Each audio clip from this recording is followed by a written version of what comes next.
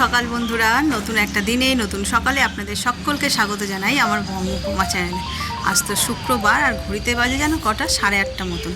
সকালবেলায় স্নান টান সেরে চলে এসেছি ছাদে। আজকে ওয়েদারটাও কেমন যেন মেঘলা মতন, রোদের কোনো তেজ নেই। সকালবেলায় মানে এরকম 8টা নাগাদ বেশ চড়া রোদ্দুর উঠে যায়, রোদ্দুর উঠেছে তবে হালকা, তেমন রোদের কোনো তাপ নেই। আর আমি এই যে সকাল সকাল স্নান টান সেরে ছাদে এসেছি। এগুলো কালকে কাঁচা হয়েছিল, শুকনো হয়নি, এগুলোকে মেলবো আর কি। এই যে এখানেও খানিকটা কেচেছি, তো সেগুলোও মেলে নেবো, নিয়ে যাব নিচে রান্নাবান্নার দিকে। রান্না বলতে ভাত বসিয়ে চলে এসেছি ছাদে, একটু ঘুরি। আর আজকে না শুক্রবার তো এমনি একটা ছুটি ছুটি আমেজ, তারপরে তো হয়েছে কি বলে, আজ মেবি ঈদ, ঠিক জানি না, আমি এখনও ক্যালেন্ডার দেখিনি, বা ক্যালেন্ডারে তো লেখা থাকে না সেভাবে, ডিক্লেয়ার করে, আমি সেটা ঠিক জানি না যে আজকে না আগামীকাল। তো যদি আজকে হয় তো সকল বন্ধুদের অনেক অনেক শুভেচ্ছা ঈদের, আর যদি আগামীকাল হয় তাহলে অগ্রিম শুভেচ্ছা। তো আমি যাই, নিচে যাই, বেলা হলে বুঝতে পারবো ভাই ডিউটি যাবে না, হয়তো যদি ঈদ হয় আজকে তাহলে ও ডিউটি যাবে। তো চলো আজকে দিনটাকে এখান থেকেই দারুণভাবে শুরু করি। সারাটা দিন কী করছি না করছি সবটাই তোমাদের সঙ্গে শেয়ার করব।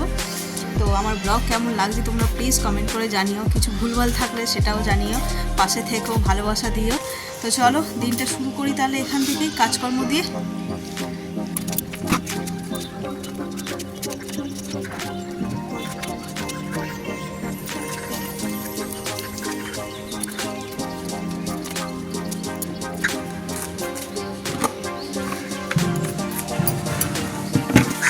মেলা হয়ে গেল, আজকে বেশি কিছু ছিল না, জার্সিটা ছিল আর আমার এই ঘরে পড়ার কাপড়। চলো নিচে যাই, আর এসেছি যখন ছাদ বাগানটার সঙ্গে একটুখানি তোমাদের দেখা করিয়ে দিই। আর আজকে একটা নতুন জিনিস দেখলাম, ছাদে আসলে রোজই কিছু না কিছু নতুন দেখতে পাই, ভালো লাগে বেশ, বুঝতে পারবে। এই দেখো এখানে ছোট্ট একটা করলা ধরেছে, প্রথম এটা, বেশ ভালো লাগছে, তোমাদের দেখাতে পারলাম না মনে হয় ভালো করে। ওই একটা, আর এইখানে একটা আছে, দাঁড়াও দেখো, এত ছোটো না, আমারই চোখে দেখতে পাচ্ছি না, দেখো এই যে দেখতে যে ফুলটার নিচে রয়েছে, দুখানা করলা হয়েছে, আরও হবে, যত ফুল হবে তত হবে। তবে আজকে ছাদে এসে বেশ ভালো লাগে, সবজি বাগানের প্রথম ফসল শুরু, জানি বেশি কিছু হবে না, 2-1টা করে হলেই আমার ওতেই শান্তি, মানে যা বসিয়েছি সেটা সার্থক হবে আর কি, 1-2 হলেই হবে। কিনে তো খাওয়া হবে বাজার দিয়ে, এত বড় সংসারের সবজি কি আর এখান থেকে চাষ করে খাবো, বাজার দিয়েই খাবো। তবে 2-1টাও যদি হয় না বেশ মনটা খুশি খুশি লাগে। টমেটো তো দেখলে কত হয়েছে, এখানে একটা টমেটো দেখুন মনে হয় আজকেও খেয়ে গেছে পাখি, সে খাক, আমরা অনেক খেয়েছি। এই যে টমেটো গাছে প্রচুর টমেটো হয়েছে, 3টে মাত্র টমেটো গাছ ছিল, 3টেতে এত টমেটো হয়েছে, বেশ ভালো, অনেক, মানে সেই শীতকাল ডিসেম্বর জানুয়ারি থেকে খাচ্ছি একটু একটু করে। আবার এখানে একটা চায়ে গজি হয়েছিল, ওই অন্য একটা টবে হয়েছিল, সেখান থেকে তুলে এই টবটায় বসিয়েছি, এও বেশ বড় হয়েছে, আর এর মাথায় দেখছি ফুল ফুটেছে, এই যে ফুল ফুটেছে মানে কুঁড়ি হয়েছে, তার মানে এতেও হবে টমেটো। টমেটো তো একই পাওয়া যায় মোটামুটি, শীতকালের জন্য অপেক্ষা করতে হয় না। চলো দেখা যাক। আর এই যে দেখো, এই কত দূর পেরিয়ে চলে এসেছে পথ, এটা হচ্ছে চিংড়ি গাছ, আর এই যে এদিকেরটা হচ্ছে ঝিঙে গাছ, দেখছো ডালপালা উপর দিকে উঠে গেছে। চলো আর বেশি দেরি করলে হবে না, রান্না বসিয়ে দিয়ে এসেছি, ভাত ডাল, টকের ডালই করবো। টক ডালটা হলে ছেলেটা মানে ভাত খায় একটু তৃপ্তি করে, নাহলে ও একদম ভাত পছন্দ করে না। তারপরে যদি মানে ওর পছন্দ অনুযায়ী না রান্না হয় তাহলে আর খাবে কেন বলো। তো চলো দেখি কি আনে, মাছ আনতে দিয়েছি, কি মাছ নিয়ে আসে। আর টক ডালটা করবো, আম আনতে দিয়েছি। তো চলো কি কি রান্না করব সব শেয়ার করব। আজকেও হচ্ছে টকের ডাল বসিয়ে দিয়েছি। আর এইখানে দেখো চাবড়া চিংড়ি এনেছে আজকে, এই চিংড়ি মাছ দিয়ে, পটল চিংড়ি তো খুব ভালো হয়, এঁচোড় চিংড়িও ভালো হয়, আজকে করবো পোস্ত চিংড়ি। তো চলো কীভাবে করি না করি সবটাই তোমাদের সঙ্গে শেয়ার করবো। আগে প্রথমে এটাকে নুন হলুদ মাখিয়ে ভেজে নিই,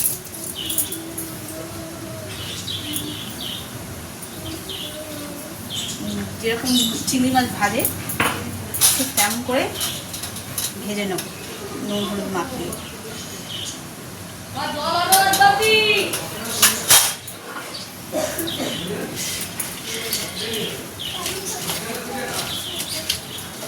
আগে ভেজে নিই, তারপরে দেখাচ্ছি কীভাবে রান্নাটা করে। তাড়াহুড়ো না, সব পরপর ভিডিও করে দেখানোটা সম্ভব না এই মুহূর্তে। তো চলো।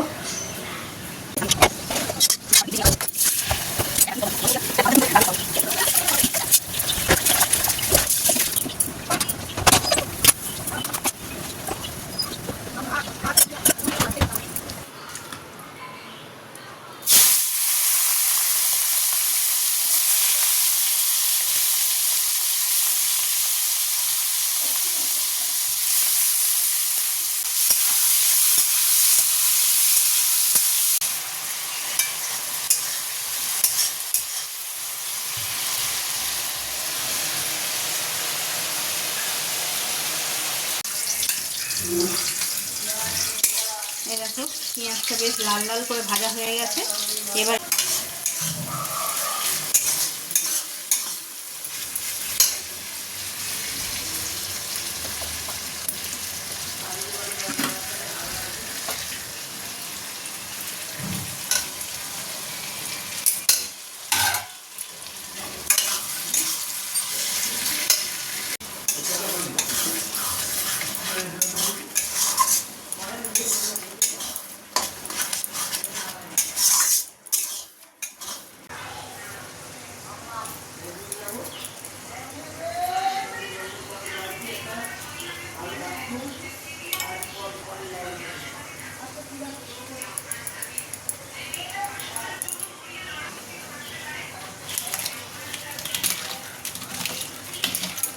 চিংড়ি মাছগুলোতে ভালো করে নুন হলুদ মাখিয়ে নিই, দেখি কী রান্না করা যায়। আমাদের তো রান্না হয়েই গেছে, তো ও মালাইকারি খেতেই পছন্দ করে, তো এখন আর মালাইকারি করব না, ভাবছি এমনি তেল ঝাল মতন করে দেবো।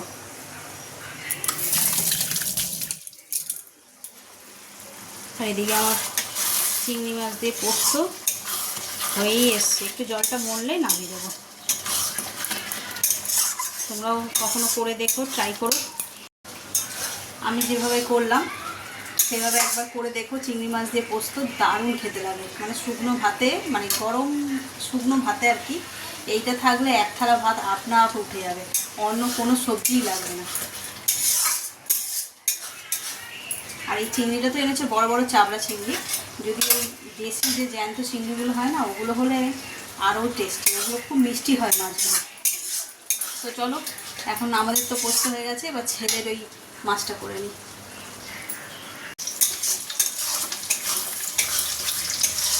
চিংড়ি মাছটা একদম রেডি হয়ে গেছে, এবার নামিয়ে নেবো। সাবান মাছগুলো তো সাবান করছি, হাফ করে দিল। চিংড়ি মাছ, হ্যাঁ হ্যাঁ হ্যাঁ, ওই বাটিটার কথা বলছো? হ্যাঁ, ওটা আগে ওই দাগ পর্যন্ত ভর্তি হবে, তাই বলছি। আচ্ছা, এইখানে হচ্ছে যে চিংড়ি মাছ ভাজা হয়ে গেছে, আর মশলা অলরেডি কষানো হয়ে গেছে। নুন হলুদ লঙ্কা গুঁড়ো সব দিয়ে দিয়েছি, হয়েই এসছে। আর একটু কষিয়ে নেবো, নিয়ে চিংড়ি মাছগুলো দিয়ে দেবো। সবেতে দাম বাড়ছে তো, এবার কি করছিলাম? ও, দীঘাতেই তো গেছিলাম, আর কোথায় যাবো? দেখো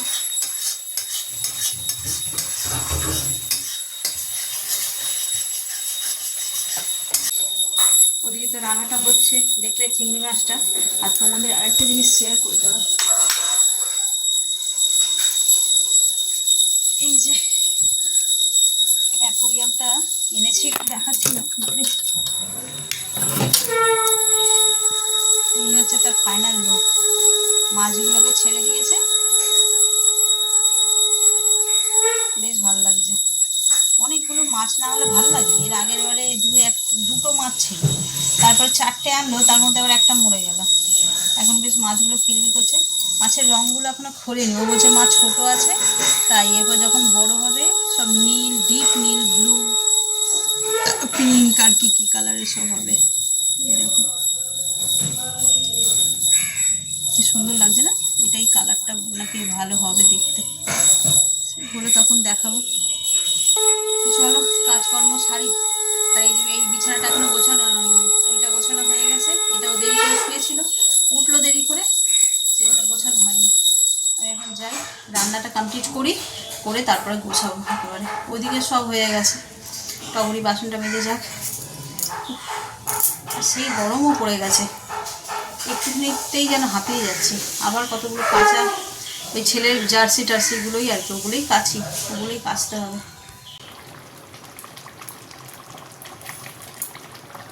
শাহি গরম মশলাটা দিয়ে দিলাম, ব্যাস একদম রেডি হয়ে গেল আমার চিংড়ি মাছের রসা। কি বলবো, রসাই বলি, মালাইকারি তো নয়।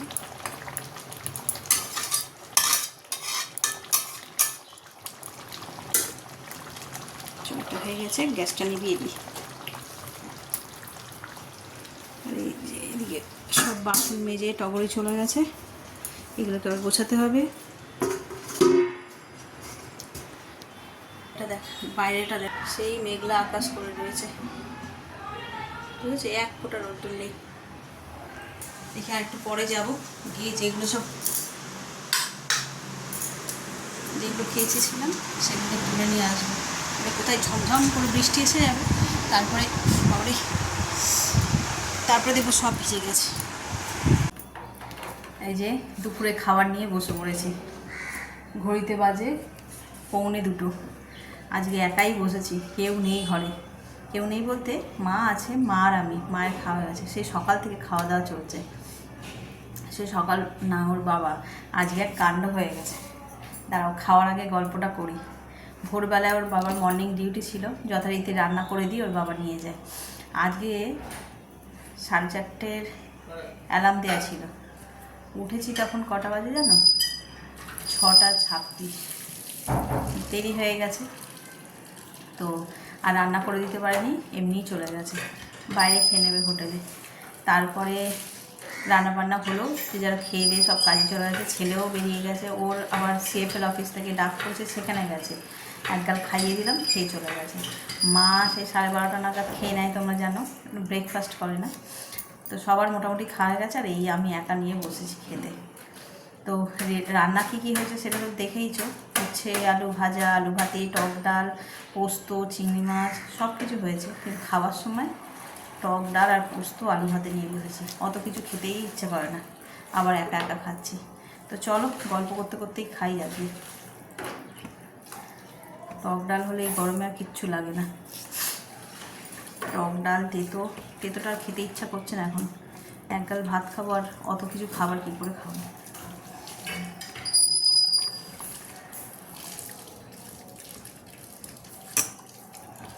দারুণ হয়েছে, রোজই খাই, রোজই বলি টক ডালটাই ভালো। যেমন চিংড়ি মাছ যাতে দেবে সেই তরকারি ভালো হয়েছে, তেমন টক ডাল যেমনভাবেই যাতে ভালো হবে।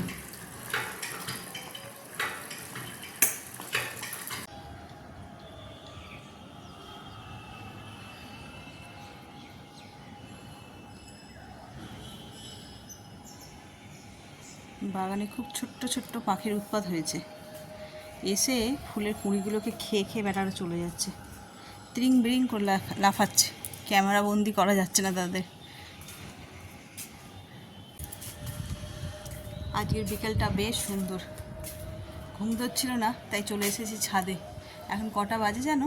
ওই 4:40 মতন। এসেছি অনেকক্ষণ, এসে আমার এদিকে চারিদিকে গাছপালায় জল দেওয়া হয়ে গেছে, তাড়াতাড়ি করে সব কাজ সেরে নিয়েছি। গরম ধরেছে, কিন্তু ওয়েদারটা এতটাও গরম নয়, হাওয়া দিচ্ছে। এই সময়টা ছাদে আসতে বেশ ভালো লাগে, ঠান্ডা ঠান্ডা হাওয়া দেয়। আর সেই সময় সেই সঙ্গে সঙ্গে আর কি গাছে জল দেওয়ার কাজটাও হয়ে গেল। একটু এপার ওপর করেছি বালতি নিয়ে, তাই গরম লাগছে, একটু বসলেই গাটা জুড়িয়ে যাবে। চারিদিকটা এত সবুজ হয়ে আছে, টমেটো গাছে দেখছি আবার নতুন করে টমেটো ধরেছে। মাগো, এদিকে ছিলাম যে এই নতুন নতুন গাছগুলো এনেছি, তো এইগুলোই থাক, টমেটো গাছগুলো বরং এবার তুলে দিই। কিন্তু ওর বাবা আরও সার দেওয়াতে, গাছে স্প্রে করাতে দেখছি পুরনো ডালপালা সব নষ্ট হয়ে গেছে, ওগুলো সব কেটে দিয়েছিলাম। এগুলো সব নতুন ডালপালা গজিয়ে তাতে আবার ছোট্ট ছোট্ট টমেটো ধরেছে, বুঝতে পারছো তো নিশ্চয়ই, সাদা সাদা হয়ে আছে বলের মতন। তো যাকে ওরা যখন রয়েছে সেই জন্য আর ওর বাবা বললো না, ফলন্ত গাছ কাটতে হবে না, থাক। তার এইটুকুনি ছোট্ট ভাড়ার মধ্যে যা হয় তাই হবে। গাছও অল্প, সব গাছ যে একেবারে সেই চাষি ভাইদের মতন করে চাষ করতে পারবো তেমনটা তো নয়। এই যা একটা দুটো ডাল এদিক ওদিক যাবে তাতেই হবে, ফলন্ত গাছ মারার দরকার নেই বলে ওরা সব রয়েই গেছে টমেটো গাছ দুটো। আর ওইখানে টমেটো গাছটাতেও হয়েছে কি বলে, কুড়ি এসছে দেখছি। চারিদিকটা বেশ আলোয় আলোয় ভরে আছে, আর স্নিগ্ধ একটা বাতাস বইছে। রোদের তাপটা রয়েছে, 4:30 বাজে তো সবে, রোদের একটা হালকা আভাস রয়েছে, কিন্তু তাও এই বিকেলের যে স্নিগ্ধতা সেটা কিন্তু বেশ ভালো লাগছে, ঠান্ডা হাওয়া। আর এই সাইড দিয়ে যে গলিটা, এপার ওপর অনেকখানি ফাঁকা জায়গা আছে, তো ওই গলিটা দিয়ে বেশ ঠান্ডা হাওয়া আসছে, এখানে বসেছি, ফিল করতে পারছি। চলো একটুখানি বসে নিয়ে তারপরে করব, একটু হাঁটাহাঁটি করবো। সরি, চায়ের জল ফুটে গেছে, চা পাতাটা দিয়ে দিই। আর লিকার চা হচ্ছে, গ্যাসটা একটু কমিয়ে দেবো, একটু ঢাকা দিয়ে রেখে দেবো খানিকক্ষণের জন্য, তারপরে বানাবো দুধ চা।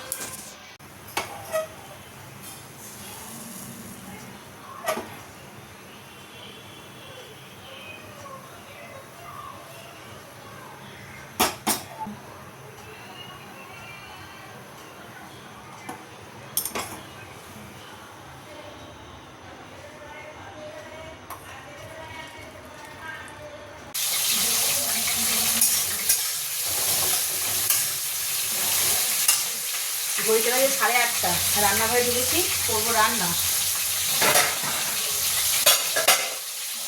চিকেন রয়েছে, বলছি চিকেন করবো। আজকে চিকেনগুলোকে ভেজে দিচ্ছি, একদম কষা করে করবো রুটি দিয়ে খাওয়ার জন্য। প্রথমে কড়াই চিকেনটা ভেজে নিচ্ছি, নুন হলুদ বাকি, যার কোনো মশলা দিইনি, যা মশলা সব তরকারিতে দেবো।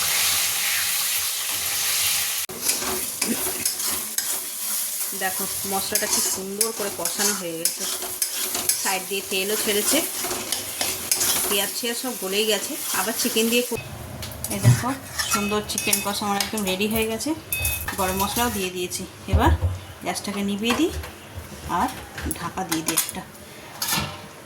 খেতে কটা বাজে জানো,